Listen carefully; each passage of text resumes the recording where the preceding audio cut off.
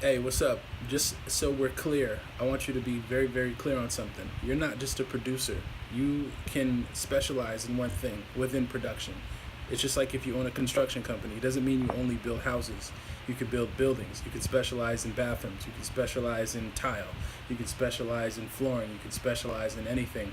As a producer, it's important for you to understand that you have one thing that you do better than everything else. So it might not just be making beats, it might be doing bass lines. You might be a dope bass player, you might be a dope keyboardist, you might be a dope hook writer. Any of these things can be spliced off and actually provided as a service to other producers. So if you know of a dope producer who gets a lot of placements, maybe you don't get placements yet, maybe you do dope, going back to bass lines, you can actually hook up with that producer and provide bass lines for them. You can be so good that maybe you're an 808 specialist. You make 808s better than anybody else, but maybe you struggle with keys and maybe you struggle with melody lines. So then your service would be appealing to other producers who struggle with 808s.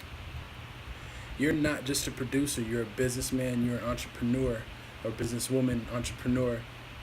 You have to figure out what you do best and then focus on that, along with making beats, along with trying to get placements, and along with those other things. But as you start to understand what you're best at, you'll start to also appeal to and attract those people that need what you do. So maybe you're a producer and you're also just like a dope hook writer, or you can actually sing, and then but you don't really want to be an artist. You don't want to put yourself out there like that, but you're dope at putting hooks down. So maybe your service would be to provide hooks for other producers. Then you can approach them. Hey, I'm a dope hook writer. Send me a beat or two. I'll give you an idea of what I can do.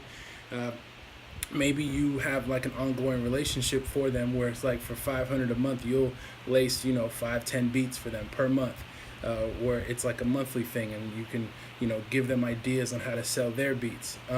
Being a producer is just one small general title that you're given, but the reality is you're a technician, you're an engineer, you're a songwriter, you're a businessman, you're an entrepreneur. You could sell kits, you could sell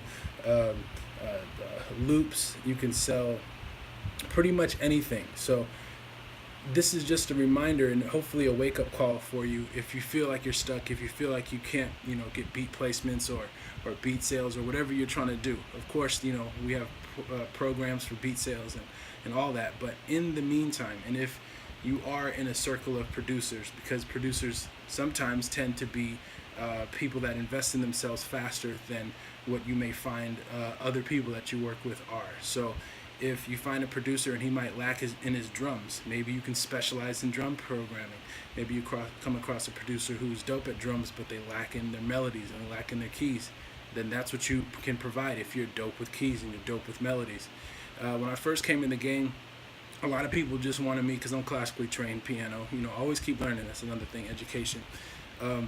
They wanted me just to play keys on their beats, and keys came naturally for me. So that's kind of like the way I wedged myself in there, and I actually broke off and became a DJ, and that's another whole level. So, DJing is really good money, and I'll go in more about that later.